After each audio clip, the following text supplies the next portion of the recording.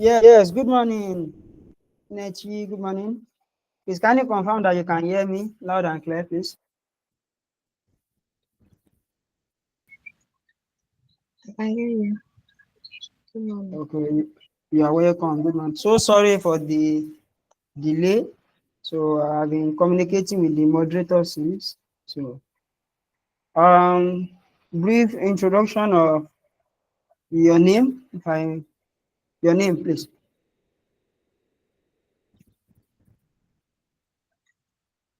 My name is Mimido. All right. Okay.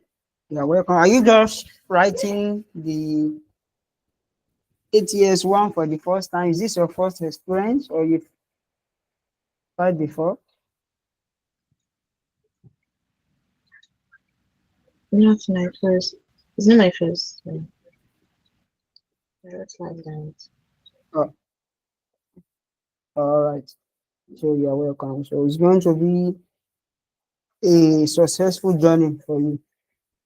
Without wasting much of our time, I am Sadiq. So that's my name. So you can call me Sadiq. So I'll be taking you economics for ATS 1. So, but before we proceed, so I would like to say one or two things. So, why the class starts today briefly.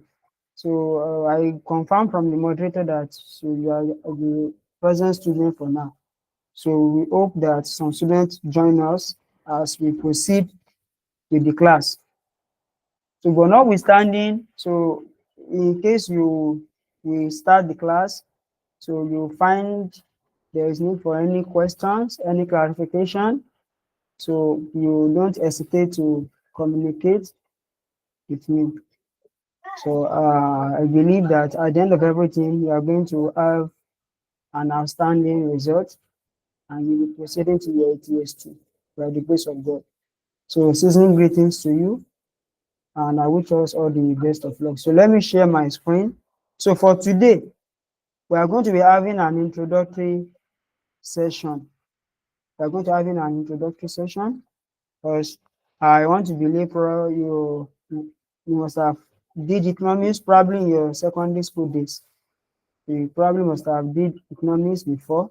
So, but 80 years account technician scheme being a professional exam. So it's a professional exam, and so that is why it's quite different from the economics we know in our secondary school days. So let me share my, please can you confirm you can see my screen?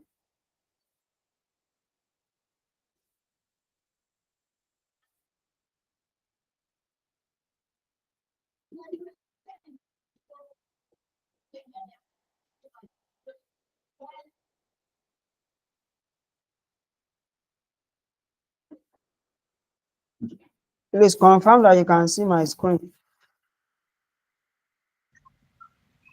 Yes, I can see it. All right. So once again, my name is Sadiq. So I will be your tutor for economics. So for today, so we'll be looking at the introductory part of the course, economics. So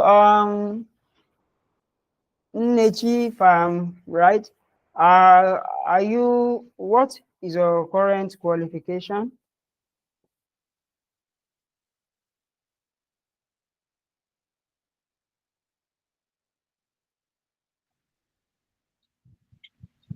I studied quantity surveying. Okay. All right. So find that you can see my screen. So our learning objective this morning, so what we want to achieve in this chapter 1. So this is overview of chapter 1. So what we want to achieve at the end of the session. So you should be able to understand the nature. So what are the nature, the scope and methodology of economics. So by the end of this chapter 1, you should be able to understand what is the nature, scope, and methodology of economics. So you may need to jot down one or two things So I will advise you have a jotter with you and a pen. So you may need to jot down one or two things. And while you have questions, you also take note. And probably after the session, you can come up with your question. So then also at the end of this chapter, you should be able to understand, have a good grasp. So what are the fundamental economic problems that's facing all society? So what are the basic economic problems and how can different economic systems be used to solve the problem? Because in economics, there is a problem. And the beauty of economics is that this problem that we have, so there are strategies, there are problem solving strategies that can be used to solve this problem. Now, let's proceed to definition of economics. Definition of economics. Economics has been defined by different authors. So mention but few, we have Alfred Marshall, um, Adam Smith, define economics according to his own point of view. Alfred Marshall, Leonard Robbins, A.V. Dacey, so they are all economists, mathematicians among them that define economics according to their own point of view. Adam Smith define economics as the creation of wealth. So we have different definitions, but the most widely accepted definition of economics, the most widely accepted and globally accepted, was the one defined by Leonard Charles Robbins, so which people regarded as Leonard Robbins. So Leonard Robbins defined economics as a science which studies human behavior as a relationship between ends and scarce means, which have alternative uses. So this is the global accepted definition of economics. Anybody that can define economics in this way is going to have a complete definition of economics. And the reason why this definition is widely accepted is because of it has some concepts, what we regard as concepts of economics in the definition. So I repeat again, economics is the science which studies human behavior as a relationship between ends and scarce means, which have alternative uses. So in this definition, Nietzsche, I would like you to take note of things I will mention now. So economics is a science. Take note of that. And it studies human behavior. That is two. And relationship between ends. The word ends, take note of it. And scarce means, which have alternative uses. So in this definition now, in this definition we just defined by Leonard Robbins. So look, take note of the word ends. So when we talk about ends, ends here refers to what? Human want. Human want. Human, that is me and you and every other people. So we all have wants. We all have wants. And in economics, please, can you hear me? Yes. I mentioned. All right. All right. So in economics, we have what refers to as wants. And in economics, we have what refers to as needs. So we need to understand the difference between wants and needs. When we talk about wants are things that we desire to have. Things we desire to have. That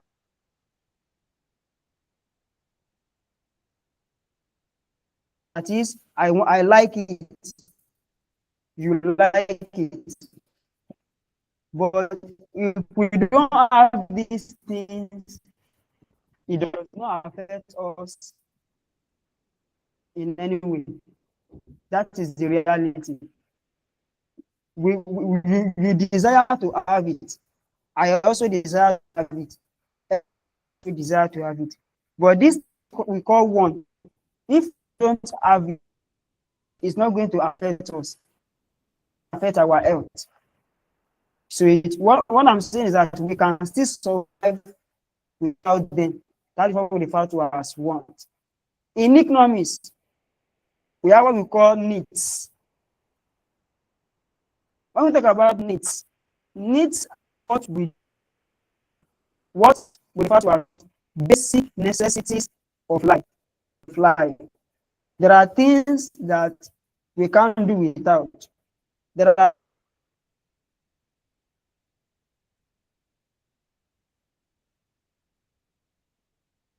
things that if we don't have them, we cannot survive. If you don't have them, you cannot survive. Examples of needs is food. Examples of needs is shelter. Examples of needs is our clothing. When we talk about wants, there are things that we only desire to have them. Examples of wants is car. If I don't have car, I can decide to, okay, let me trek to this place. That doesn't mean that my life will end. So examples of wants is car. Examples of wants, even the phone that we are using, our phone is an example of wants, because it's not everybody that have phone. So all of these are what we refer to as what wants. Even the phone, even this phone we talk about, there are different models. You see some people that have iPhone, you see some people that have Android phone. So it doesn't mean that if you have Android phone, so you cannot survive, or if I have iPhone, I cannot survive. So they are just what we desire to have. So we can proceed now. So when we talk about the word means, I said you should take note of some things in the definition. So when we talk about ends, there are human wants. Now, these human wants that we are talking about now, there are what? Unlimited. Unlimited means they are uncountable. If I tell you to start telling me what you want now, I'm very sure that you mention if not more than 1,000. Am I right? So if I say that, nature, oh yeah, tell me the things that you want, I'm very sure you will continue listing continuously. So it means they are unlimited. Now, these resources that are unlimited, our ones that are unlimited now. So the resources that can now satisfy that want are limited. Our wants are numerous.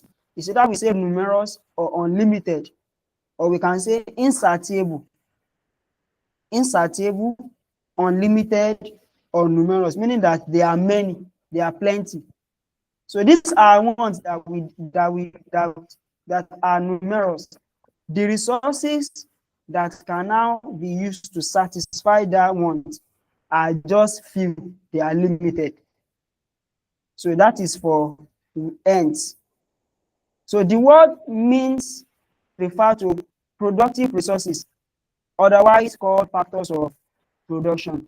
So this means, when we talk about means in economics, they refer to us the resources, or we can call it factors of production.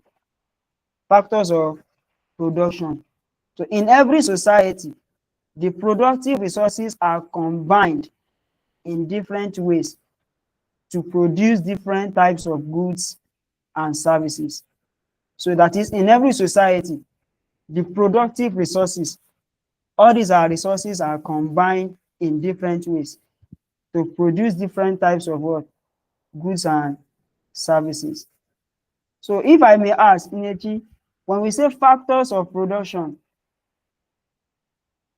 what do you understand by factors of production?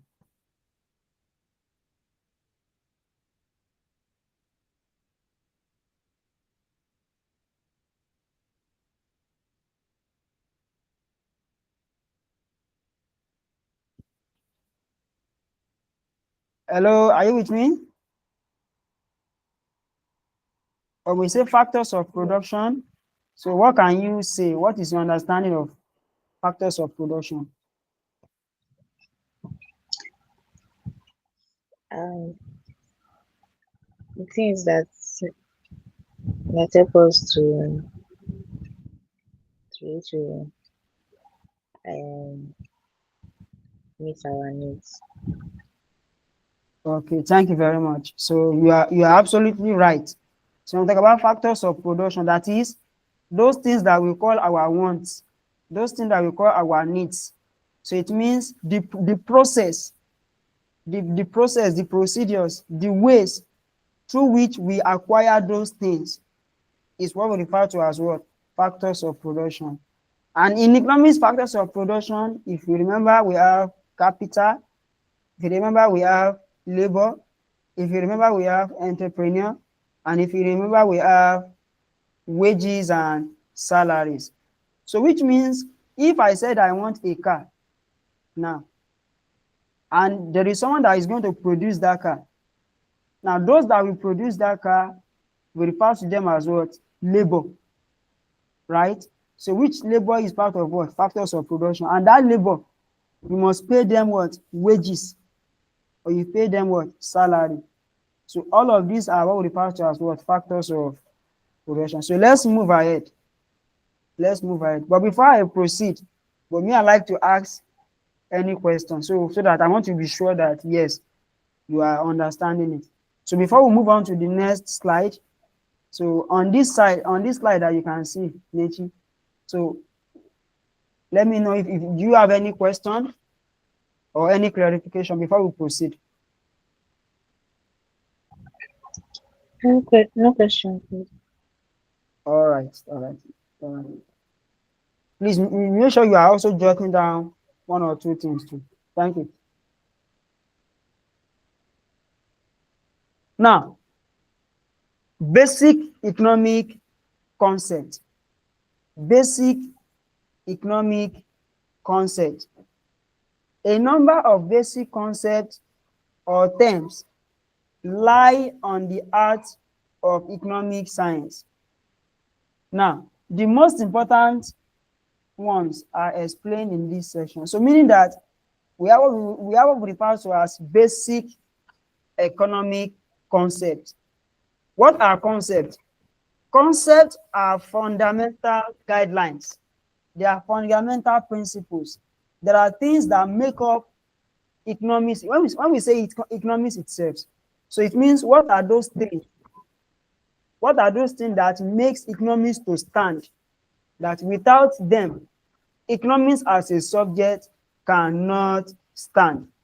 That is what we refer to as concept. That is those things, those fundamental principles that makes economics as a subject to stand. That is what we refer to as concept. So what are the basic economic concepts? We have economy. We have what? Economy.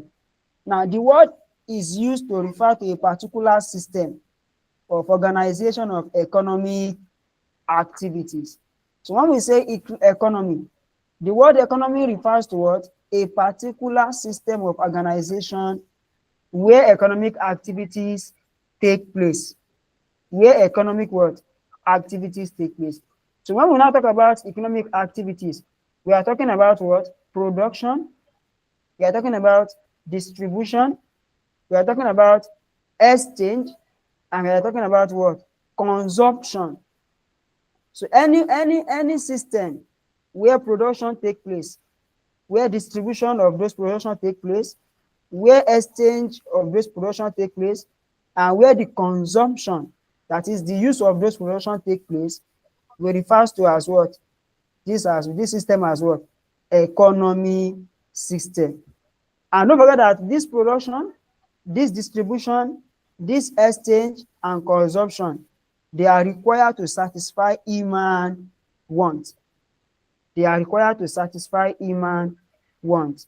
So in this sense, we often speak of the Nigeria economy. So when we say Nigeria economy, for example, now, for instance, now, if I say Nigeria economy, I'm talking about what? Nigeria system. That is a system whereby production take place, a system whereby distribution take place, a system whereby exchange take place, and a system whereby consumption also take place. So we can say Nigeria economy, we can say Ghanaian economy. Now we also have developed or developing economy. We also have capitalist, we have socialist, we also have mixed economy. All of these are examples of what we refer to as what? Economy. So economy is one of the economic concepts. So when we talk about basic economic concept, so the first one is economy. So the second one here is goods and services. Goods and services. In economics, the term goods refers to what? Material or physical thing which can be seen or touched and used to satisfy human wants. So in economics, when we talk about goods, goods are what? They are tangible things. Tangible things means things, something you can see and that you can also touch. So that is what we refer to as goods in economics. That is, they are material. Material means something that you can touch, that are tangible. So to satisfy human wants. Examples include what? Food items, cars, shoes, wristwatch, industrial equipment and machineries, etc. So this is an example of what? Goods. Now these goods can now be classified in different ways. We can classify goods in different ways. So one classification is economic goods. Another classification is what? Non-economic goods. What are economic goods? Economic goods are those goods which have prices. Economic goods are those goods which have what? Prices. And their production requires scarce resources that have competing uses. So that is when we talk about economic goods, we are talking about those goods that have price. They have value. That is, they have price attached to them. And those goods, they are not something that can be easily seen. Are you getting it? They cannot be easily seen. They require scarce resources. Scarce resources means they require limited resources. So while when we talk about non-economic goods refers to things that are unlimited in supply and can be obtained free without paying a price. Examples of non-economic goods are what? Water. Look at water now. Water can be got easily. You can go to well and fetch water. You can, so it's a free, you can also say it's a free gift of nature. Let me put it that way. So non-economic goods are free gifts of nature, like the trees, like what? Sand, like water. So all these are examples of what? Non-economic goods. So I will summarize that by saying that economic goods are goods that has what? Value. That is, that have price. While non-economic goods are goods that are unlimited in what? In supply. That is, they are free gifts of nature. That is, you can obtain them without paying any price. So let's move on to the next slide. So we've mentioned economy as basic economic concept. We've mentioned what now? Just now, we've talked about goods and services. So we've talked about goods. So then when we talk about services, services are what? Are intangible. That is, things that cannot be seen, that cannot be touched. For example, now I help you to wash clothes. That is, I render service for you. I help you to what? To plait your hair. These are what? These are services. That is, they are intangible. They don't have physical attributes, but they have value. Service also have value. That is, you have a price to pay. If someone help you to wash your clothes, now that's a service. So you pay for it. It has value, but you cannot see it and you cannot touch it. So that is what we refer to as what? Services. Then we have resources. These are things which are combined in numerous ways to produce goods and services. Resources, these are things which are combined. That is, you combine them, you add them together to produce goods and services which are required to satisfy human wants. That is, don't talk about resources, you are talking about factors of production. Remember I said that we need labor to produce, and the reward for labor, you pay them, either you pay them wages or you pay them salary. Then we also need capital.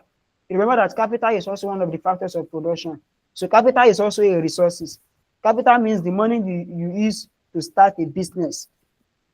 the money you invest when you want to start a business, or even when the business is going already, you still need money to run the business. So refer to them as what? Capital. So this is also what? A resource, because without that capital, you cannot produce anything. And when you cannot produce, it means you cannot satisfy human wants. So resources is an example of what? Economic concept. Then we also have, under these resources, we can classify these resources into natural resources. So these resources that I just mentioned now, we can classify them. So the first one is natural resources. So what are natural resources? There are free gifts of nature. Example, land. Example, water. Example, mineral resources like limestone, like coal, like iron ore. So all of this, like timber. Timber is what we get in the forest, from big trees in the forest. So all of these are what? Examples of what? Natural resources, free gift of nature that was given to us by God. Then we also have human resources. What are human resources? Human resources are human effort. They are human what? Effort in the production process. That is our effort. Now, these human resources now, please take note. We can jot it down there. These human resources now, me, I always like to tell students that I always give students 3E. 3 E's. Are you with me, Nechi? So I always give students 3 E's. So the first E is what? Effort. The first E is effort. The second E is efficiency. The second E is what? Efficiency. While the third E is what? Economy. Economy. So I mentioned that under these human resources now, I like to put it in this way: effort, efficiency, and economy. Effort means, so what are those things? The abilities. So when we talk about effort, it requires both your physical and mental skills. Skills means what can you do? What do you know how to do very well? For example, someone that knows how to plait hair, that is a skill. And you cannot just say you know how to plait hair, you must now practice it. You must use your hand. By using your hand, that means you are using your effort. At the end of the day, the person that you plait hair for, the person is going to look beautiful. So by looking beautiful, it means you put in your effort. Same thing if I want to produce food. Let's say I want to produce a product now. Let's say biscuit, for example. Now, by producing biscuit, you are going to mix some what ingredient together. By mixing those ingredients together, it means you are applying your skills. And by applying your skills, it means you are using what? Your effort. At the end of the day, you are going to have an output. The output means the biscuit that can be eaten or that can be sell out. So labor, in summary, when we talk about human resources, we are talking about labor. That is, labor means people that use their skills for them to what? To produce what? Wants or needs that can satisfy human. So that is another classification of resources. So under resources, we have natural resources, we have human resources. Then the next one is capital. Capital is also one of the concepts. So capital is under what? Under resources. Remember that I said resources is a concept. So under resources now, we've mentioned natural resources, we've mentioned human resources. Under resources, we are mentioning capital. So what are capital?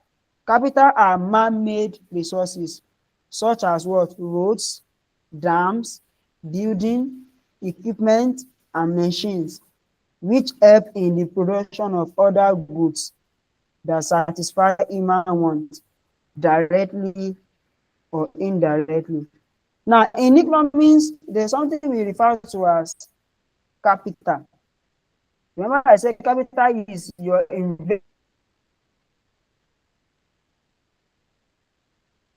investment in a business. Oh, capital means your investment in a business. And that investment sometimes may necessarily not be money. By saying capital does not only mean money alone. Capital can be your own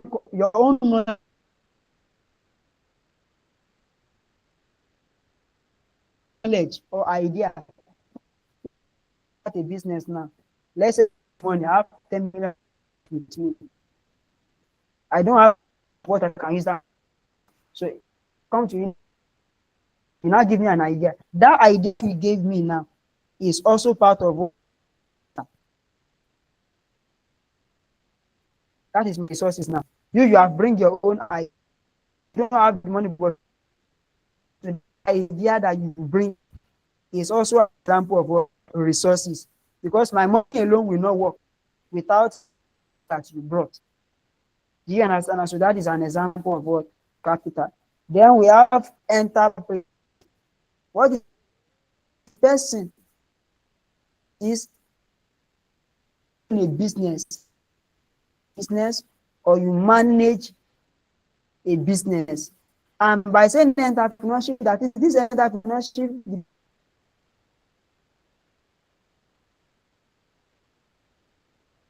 person coordinates factors of because he manages and he also coordinates other factors of what production. So that is that. Nechi, before we proceed to the next slide, so let me know if we have any question. Because me, I'm going to ask you a question at the end of the session. So let me know if you have any question before we proceed.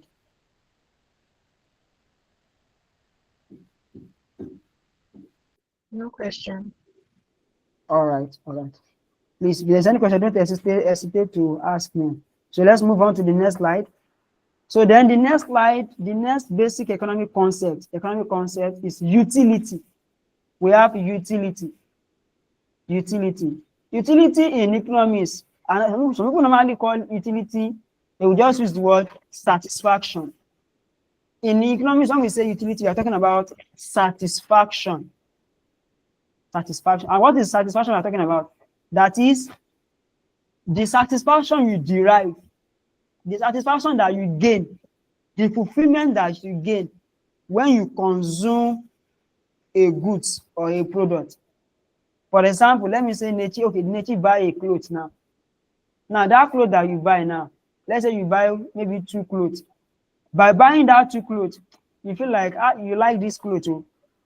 By liking it, it means you derive what? Satisfaction. By deriving that satisfaction, it can make you to demand for more. Okay, because you like it. Okay, let me buy 1 more. Okay, let me buy 2 more. Let me buy 3 more. It means you derive what we call what? Utility. Now, let's say you buy a food. Let's say there's a woman selling food now, probably in your area now. Maybe you buy her food today. Maybe your own intention was to buy maybe just 500 naira rice. But by the time you buy that 500 naira rice, you now discover that you like the taste of the stew, or you like our food. Okay, you now tell her that, okay, madam, sell more for me. Okay, say another 500 naira for me. So it means you derive satisfaction from consuming. Consuming means from eating that rice. So that is what we refer to as utility. Utility is the satisfaction you derive from consuming a product. So the next concept is stock and flow. Stock and flow. The term stock refers to a variable which has no time dimension. The term stock refers to a variable. Variable means something. It can be anything. When we say variable in economics, it may be anything, something that has quantity. Variable in economics means something that has quantity, something that you can count. Another word for quantity is that it's something that is countable, that you can see and that you can count. And it has no dimension. Example, let's say 1,000 bags of cement stored in a warehouse, pending sale. Pending sales means they've not sell it. So that 1,000 bags of cement is a stock. Stock means an item. It's an item, something that you can see. It's a product. So when you store it in a warehouse, So it can occur anytime. Then another one is that on the other hand, if a variable has time dimension, it is called a flow. So that is, a flow is any variable that has time dimension. Why? When we talk about stock, stock is a variable which has no time dimension. Do you get the difference? Stock, when we say stock, stock refers to a variable which has no time dimension. While when we talk about flow, flow is a variable that has time dimension. Then, in other words, the term flow refers to the quantity of an economic variable measured over a particular period of time. It follows that 1,000 bags of cement produced or supplied per day by a cement company is a flow. So what we are saying here is that both stock and flow, they are both goods. For example, let me say cement. Let me use cement as an example. Cement is an example of stock. Cement is also an example of flow.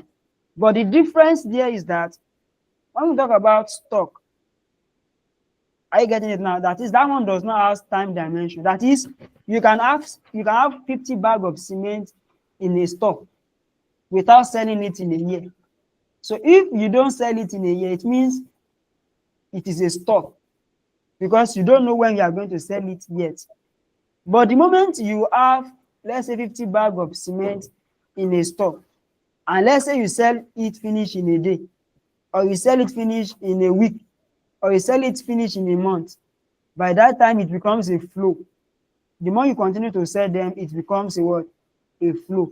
The more you continue to supply your suppliers, people that want to buy from you, it has become a what? A flow. So that is different between stock and flow. Then in economics, you'll be hearing the word ceteris paribus. Ceteris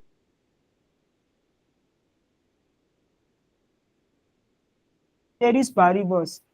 Ceteris paribus, this is a Latin phrase that means all other things being equal. All other things being, when you hear the word ceteris paribus in economics, it means other things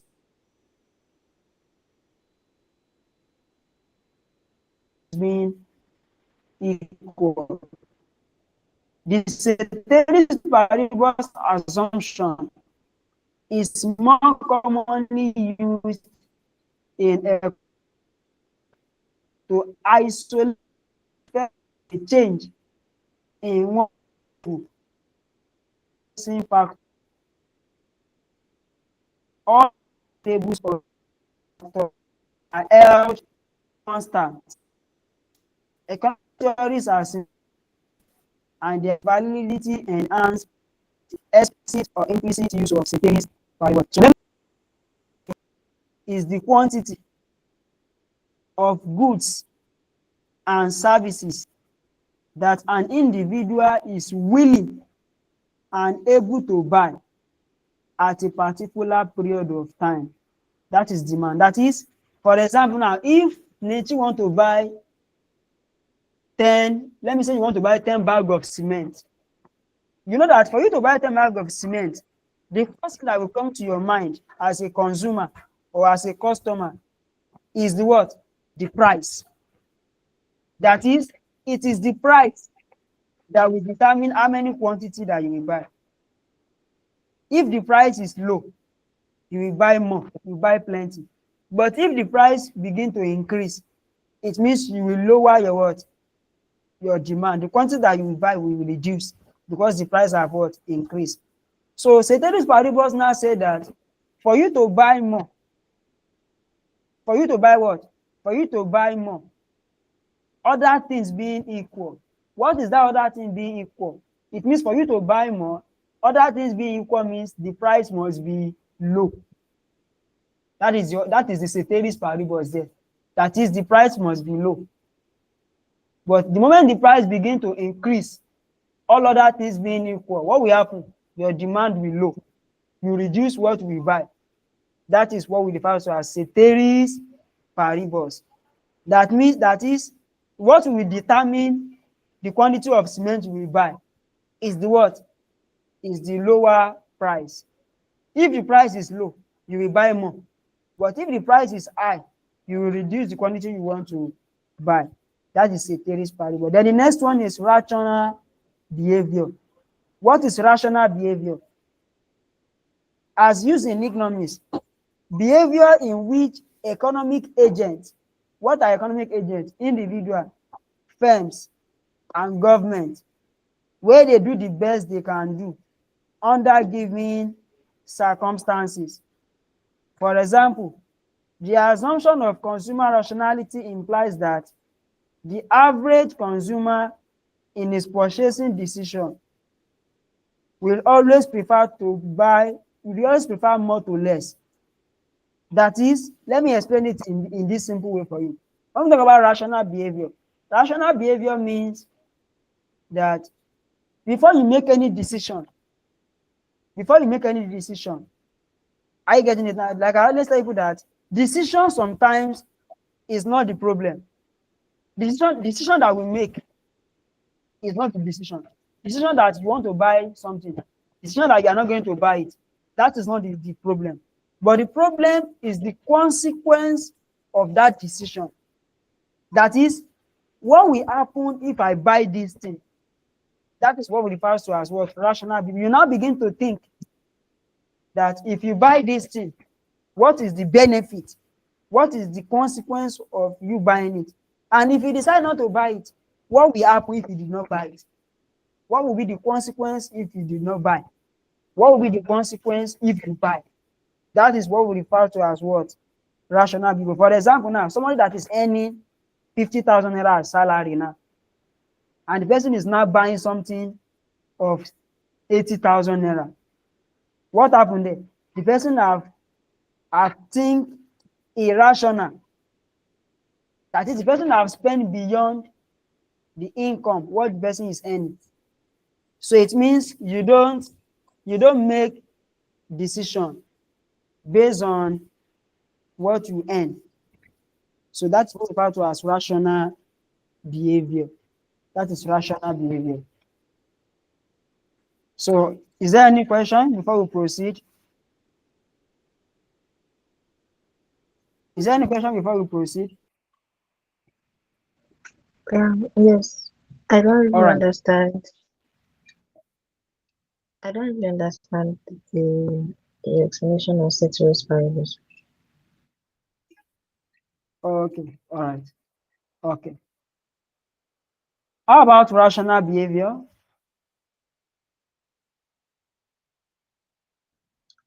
That's fine. That one is okay. Okay. So let me go through ceteris paribus again. Now I want to talk about ceteris paribus. Ceteris paribus in economics. So ceteris paribus is a Latin phrase. Is a Latin phrase. But what does it mean? It means all other things being equal. That is, that ceteris paribus is an assumption. Do you understand now? It's an assumption. That is not fact. Are you getting it now? Let me know if you can hear me. Let me give you an example. Let me give you a simple example. I will only eat if I'm hungry. I will only eat if I am hungry. I will only eat if I'm hungry. So which means if I'm not hungry, I may decide not to eat. Are you getting it now? So it means that for something to happen, for one thing to happen, the other must have what? Happen. And for something not to happen, it means the other thing will not happen. What we are saying there is that it is based on assumption. Ceteris paribus is an assumption, and it is commonly used in economic theory. We use it in economic theory when making decision. When making what? Decision. So that is when we use ceteris paribus. We use that assumption when we want to make decision. For example now, let me give you an example. Look at cardigan. You know cardigan, right? Now, if you look Yes. at cardigan, cardigan can only be sold when. Let me ask. Let's say someone that is selling cardigan now, or someone that is selling umbrella. When do you think those two sellers, the person selling cardigan and the person selling umbrella, when do you think the person will sell most?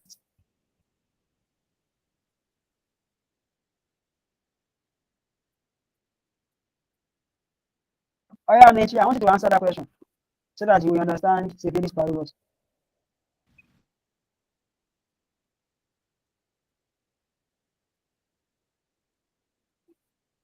Oh yeah, I'm listening. The person selling cardigan will sell most in cold season, and the person selling umbrella will sell most in rainy season when it's raining.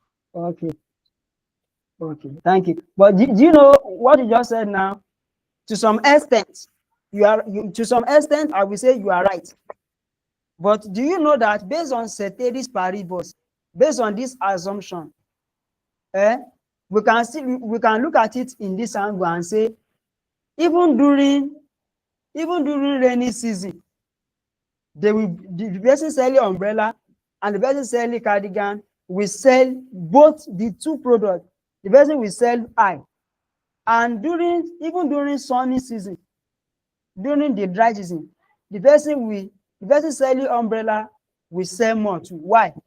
During dry season, there will be sun. Do you know that?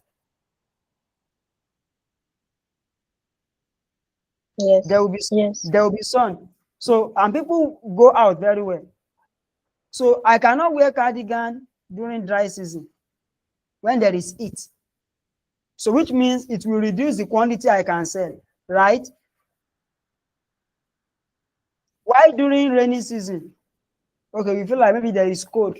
So the person will sell more during cold. When rain is falling, the person will need umbrella. So which means both umbrella will sell during rainy season and we also sell during dry season. Do you understand now? But based on ceteris paribus now, we say other things being equal. We now look at what are those other things? What are other assumptions? Other assumptions are what we refer to as what? Other factors. What are other factors? So one of the factors you will now look at is the what? The price. Because if the price is much or if the price is high, it can reduce the quantity that people will be willing to buy. Are you getting it now? But the moment the price is low, are you getting it now? As an economist, you know everything is season. Season goes, season comes. So the moment the price is low, I can decide to buy. It does not necessarily mean that I'm supposed to use it that time. I may buy it and keep it and decide not to use it. Where I'm going is that during this season now, based on what you have said now, it means the price of umbrella will be what? Will be cheap.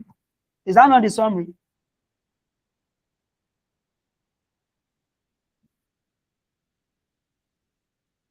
Hello, are you with me? Is that not the summary? It means the price of umbrella will be cheap now. Why? Because we are not in the rainy season now. Currently now, we are not in the rainy season.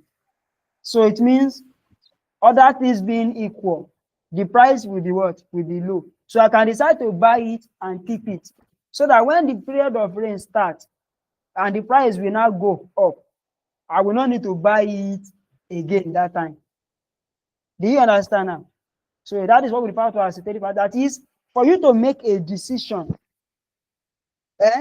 Have it in mind that any decision that you are making, decision to buy or not to buy, there is always a factor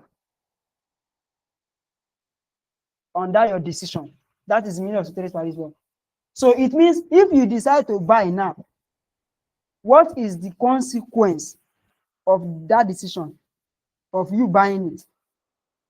And if you decide not to buy now, what is also the consequence? What will be the result of you not buying it now? So for every decision that you make, there is always a factor. There is always a determining factor. There is a what? There is always factor behind it. So for every variable, every change in one variable, if there is a change, change means there is increase or decrease. When we say change, change sometimes does not mean that it is always increase. Change can be increase and can also be decrease. So if it is increase, for every increase, there is a factor. And for every decrease, there is also a factor too. So it now depends if that factor is going to influence your decision or not. If that factor is going to affect your decision or not. That is where rational behavior will now come in. Rational behavior means you think of the consequence before making the decision. As a rational behavior, you can decide to buy umbrella now and keep it, so that when the price begin to go up, you can sell it by that time for people and you make profit. So that is what we refer to as ceteris paribus. That is other things being equal. So for you, for one thing to work, that is, if this thing is going to work for this one, it means it will affect another. It means if for example now, nature you want rain to fall now. Have it in mind that as that rain is falling now, it's benefiting you. That same way that same rain benefiting you is also affecting someone somewhere. That's the meaning of other things being equal. That is, whatever is benefiting you in one way or the other, it has a what? It has a what? A factor at the other side. So it means you cannot be in Lagos and you cannot be in Abuja at the same time. So other things being equal, you need to what? You need to look at the consequence of every decision that you want to buy. Or you need to look at the factor, the determining factor. Now let me ask you a question. Let me ask you a question so that we can use it to round it up. Are you with me? Yes, Okay. okay. Okay, what would it, if you want to buy something now, a product, let's say wristwatch, let me say wristwatch, for example now, what will determine if you will buy it or you will not buy it? So I think you should understand now.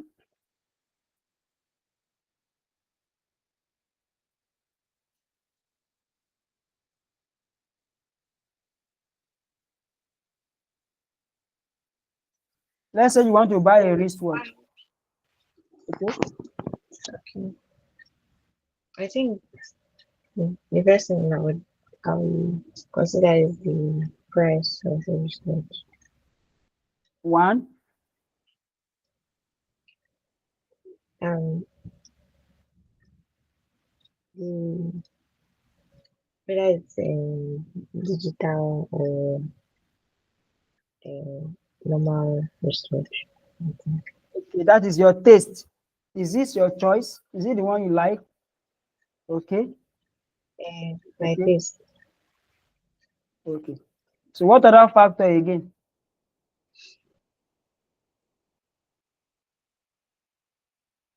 You look at the quality. Then you now look at your income, your level of income. That is, apart from the price, apart from you knowing the price, after you must have known the price, the next thing you should look at is your level of income. That is, that your level of income, can you afford that price?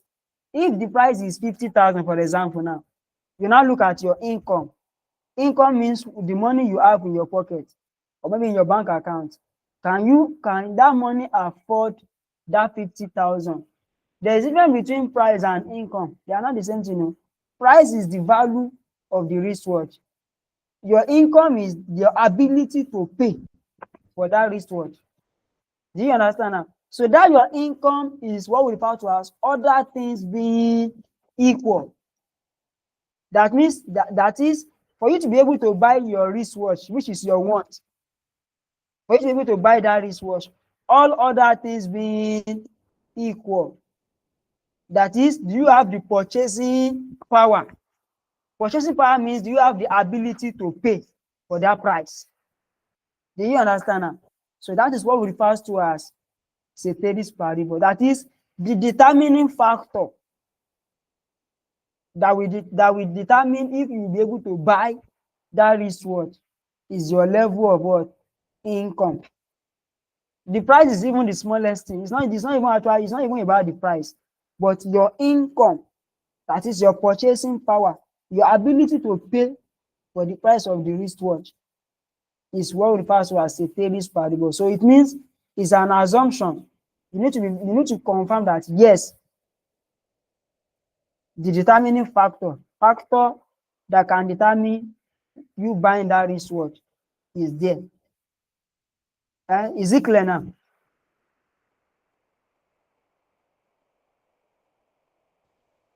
Yes, it is. Thank you. Okay, can we move on? Can we proceed now? We can hear you. Okay. Now, that is that about basic economic concept. Now, in economics, we have branches of economics. So we have branches of economics. I think we have just one more slide to go. Okay, 3 more slides. So we can now. So we have branches of economics. We have microeconomics, and we also have macroeconomics. Microeconomics and macroeconomics. So these are what we refer to as branches of economics. So when we talk about micro, from the word micro means small. So microeconomics is concerned with specific segments of the economy, particularly the behavior of individual consumer, firm, and of groups of firms in the industry. That is, microeconomics is talking about individual. Who are the individual? Me and you. Talking about firm, that is those that has company, that have business, and group of what? Firms in the industry. So as a branch of economics, it examines how resources are organized, controlled, and rewarded in various economic activities, as well as how relative prices of goods and services are determined. The main topics falling within microeconomics include the theory of price and wage determination, the theory of consumer behavior, the theory of production, and welfare economics. Now, let me explain it in a simple way. So, when we talk about microeconomics as one of the branches of economics, don't forget that I said economics is divided into 2 main branches, microeconomics and macroeconomics.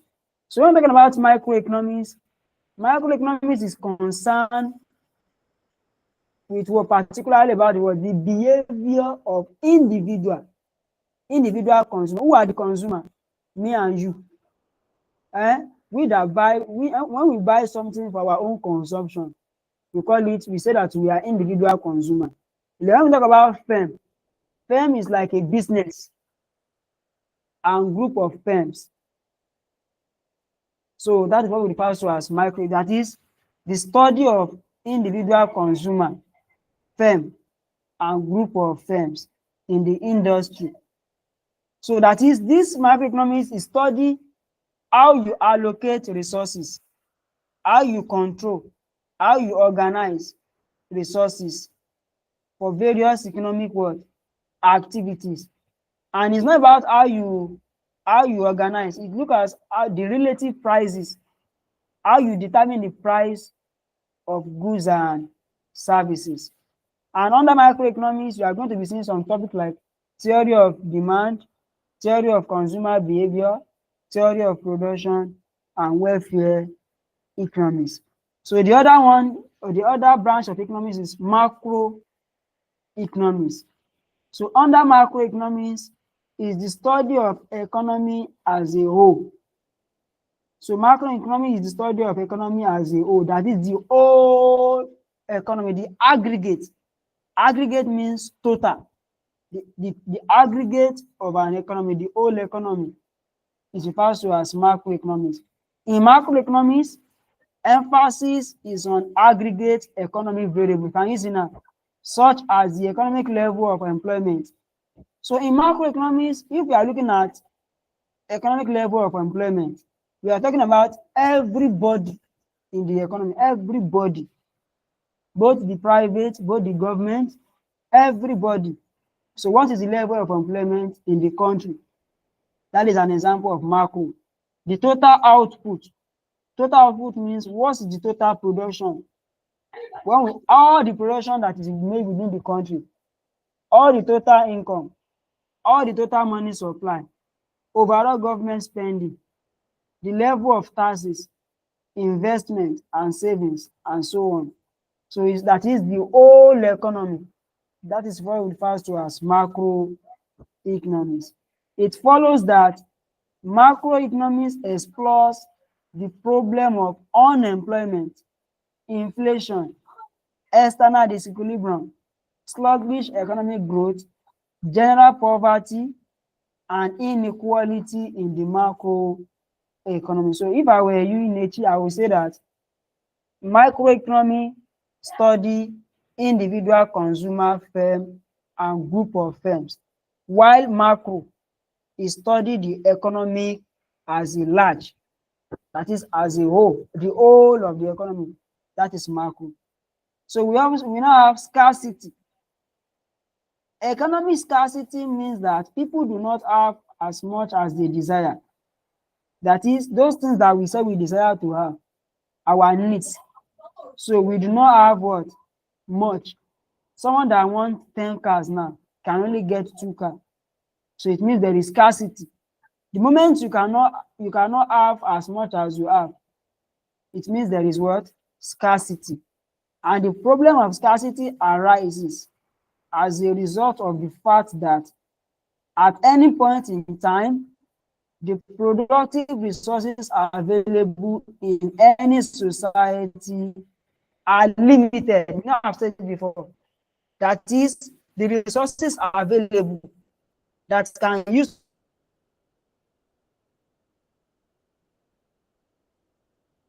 to satisfy our wants. That resources are what? Are limited. They are very small. And these are wants that they are limited. Our wants are just small, are limited. And when there is scarcity, that is where choice now comes. That is because that our wants are unlimited, and that it means all our wants cannot be satisfied. So since all our wants cannot be satisfied, so that is where choice now comes. It means you said you want 1,000 cars now. It means you now need to choose. That is where choice comes. You need to choose that you cannot have all these 1,000 cars that you want to. Okay, yeah, choose 5, choose 10, choose 20. That is where choice now comes. It means choice becomes necessary as a result of scarcity. Making a choice implies giving up something in order to get something else. The concept of choice relates to all the 3 main economic agents in the economy. So choice means that, okay, let me even ask, Nechi, list your wants. Let me say list your wants. Let's do practical now. Anyone you can mention, just list. Let's see.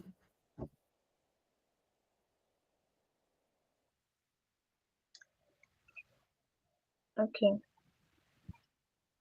I want a car. I want car, laptop, AC, um, house. Is that is that okay? Okay, let's that's fine. That's fine. Okay, now I know if I said you should continue mentioning now, you will mention it from now. I can even probably even till tomorrow you will still continue to mention. So Yes, it sir. means that But yeah, that's just the truth. That's the truth. So it means all things that we want are much. You can, in fact, we cannot count it finish. Even this car, you know, when you mention car, you know what comes to my mind? Do you know what comes to my mind? The, the moment you mention car, I was just smiling here in my own place here. And why I'm smiling is that, you know, that car that you mentioned now, we still have different model. Because if you say car now, are you telling me, do you know this all this Ijapa car? You know Ijapa car? Abi? I don't know the English I can use for it. All these car that look like tortoise. So I'm very sure that that's not the one you want. Maybe you want Range Rover or Venza. I'm very sure that's what you want. So what we are saying there is that even this one we call choice. So this one we call want. Now it's not just that you just want anyhow. If you tell me that you want car, it's not that you just want anyhow car like that. You want the latest model. Even when you say you need phone now, you can't tell me that you want Nokia phone. No, it's not possible. Probably the iPhone and the latest and all the other latest phones. Those are what you need. But all these things that you call your want now is scarce. Scarce means you cannot have it all. That is where you now bring in what? Choice. Choice means you now begin to choose. Okay, you want all these things. You want 50 something, or you can, it's more than 50, but let's just be for explanation's sake. You want 50 this now, but you cannot get this 50. Okay, let me choose this one. Let me get this one first. Later, we get this. Okay, let me pick this one as number one. Let me put car as number one. Let me put phone as number two. Let me put laptop as number three. Based on your choice, you now begin to rank. You now begin to rank. You begin to rank. And by ranking it now, that is where scale of preference. You can see that I'm on the next slide now. That is where scale of preference now comes. And what is scale of preference? Scale of preference is ranking your what? Your wants in their order of importance. Did Nature get that? When you begin to rank means you now begin to list based on how important they are. Are you with me? So if I ask you now, you say you want laptop, you want car now. But yeah, between laptop and car now, which one are you going to rank first?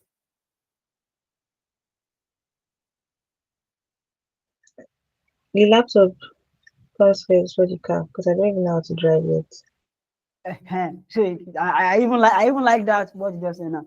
So it means currently now, it's not that you do not want the car or you don't want the laptop. The two are important to you. But you now begin to look at it that which one is more important now? That is, which one do you really want to use now? That is what we mean by scale of preference. You now begin to rank it. You now begin to rank it. Because you want a car. You want a what? A laptop. Fine. But there is a resources that is limited. What is that resources, if I can ask?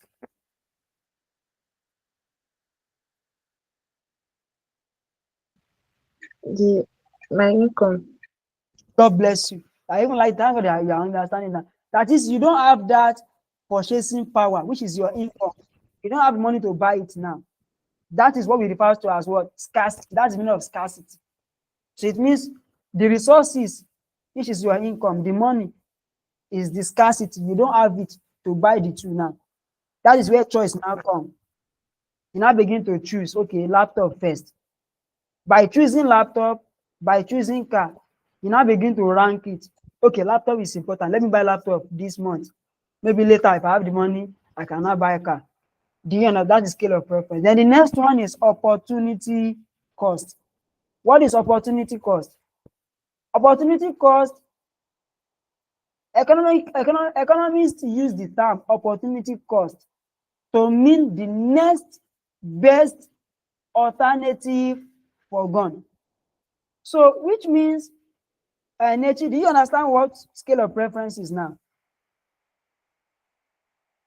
Yes, I understand scale of preference. So, scale of preference is the ranking of what? Of your want in their order of what? Importance. So, I always tell students that you can say that scale of preference is a table. Always use the word table because it will be presented in table. You are still going to do practical as time goes on. So it's a table that shows the list of all your wants in their order of priority, order of importance, how important they are. So that one that you now choose, remember that you want laptop, you want a car too. Shall you understand? So that one that you choose is your what? Choice. That one that you did not choose, that is that one that you are unable to buy now. You know you say you choose laptop, Abby. So that car now, it becomes a what? Opportunity cost. Do you understand what opportunity cost is now? That car that you did not, that you cannot afford now, is your opportunity cost. That is the one you forgone. We call it forgone alternative. Opportunity costs are what? Are alternative what? Forgone. That is, in the process of making your choice, the one that you decide to leave behind, that okay, let me buy it later.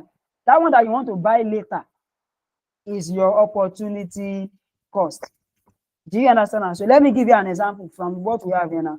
For example, a housewife desire a tin of rice. That is, that tin of rice is what? Is want. And a tin of beans selling for 200 naira.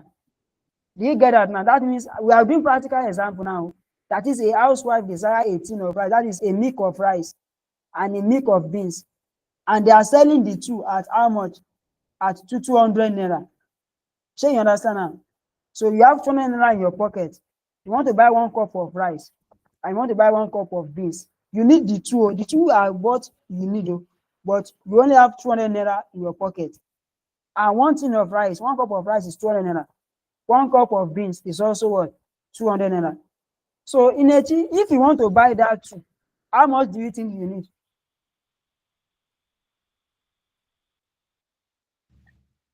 To buy the two of them, you need 400 now. God bless you. You need 400 naira. But you have how much in your pocket? I have only 200 now. Okay. So if you now decide to buy rice now, what is the opportunity cost?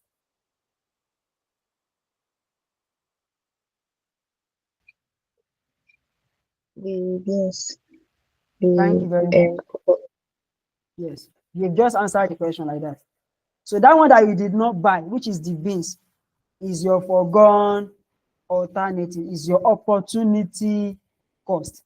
It's your opportunity cost. Do you understand now? So let's move to I think we are almost in the last part of the class now. So let's wrap it up for today. We are not done with chapter 1. No. That's why I call it introduction. So as time we are going to be moving full in our next class by God's grace. So let's look at economic system. Economic system. What is economic system? You know, I mentioned that we have basic economic concept. So what is economic system? An economic system describes the mechanisms by which scarce resources are allocated in the society, the nature of the relationship between individual and society, and the role of government in allocation of resources and the direction of what economic activity. All this Oyinbo, let me explain it in a simple way. When we talk about economic system, we are talking about all our scarce resources. So what are the medium, what are the process through which those scarce resources are allocated? And that is why if you look at our country, Nigeria, as a case study now, in Nigeria, we have what we call economy system. And what is our economy system? We have private enterprise. What are private enterprise? We have private companies. If you look at Nigeria, we have private companies. We have sole trader. We know what we mean by sole proprietorship. Maybe one man business. We have them. We have companies.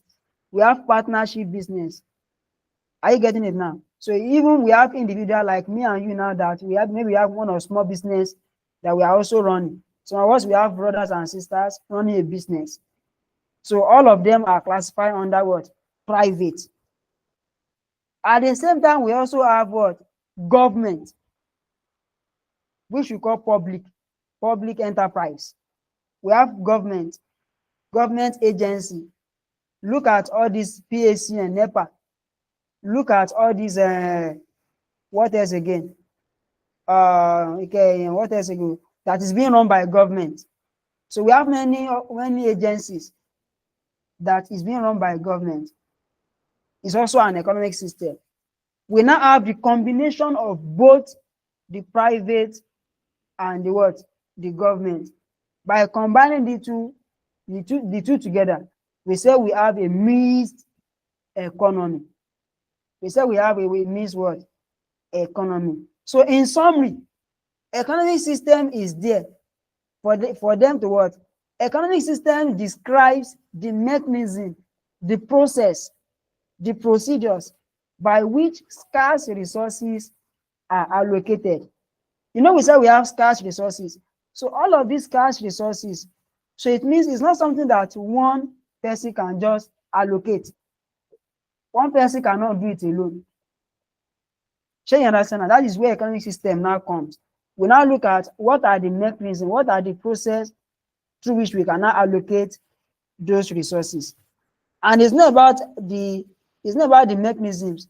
What are the nature? What are the relationship between the individual? Are you getting it now? Let me ask Nechina. You know Dangote, have you? Yes. So if somebody asks you now that Dangote, is Dangote a company or an industry, and why?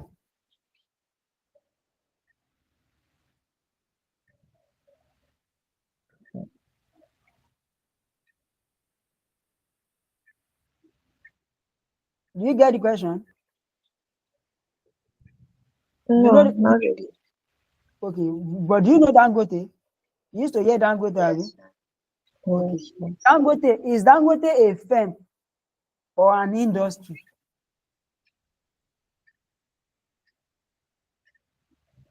It's a firm.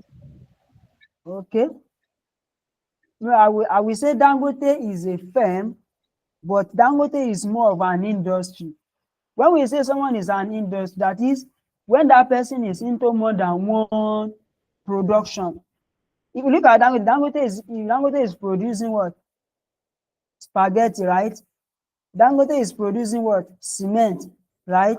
Dangote is producing, you can mention different products that is being produced by Dangote. So Dangote is not a firm, Dangote is an industry.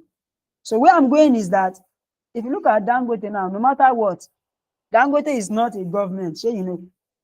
So it's a private what? Company. No matter how many quantity of product is produced, you know Dangote is also producing oil now, petrol. So you know, petroleum products, so you know. We now have Dangote Yes. refinery.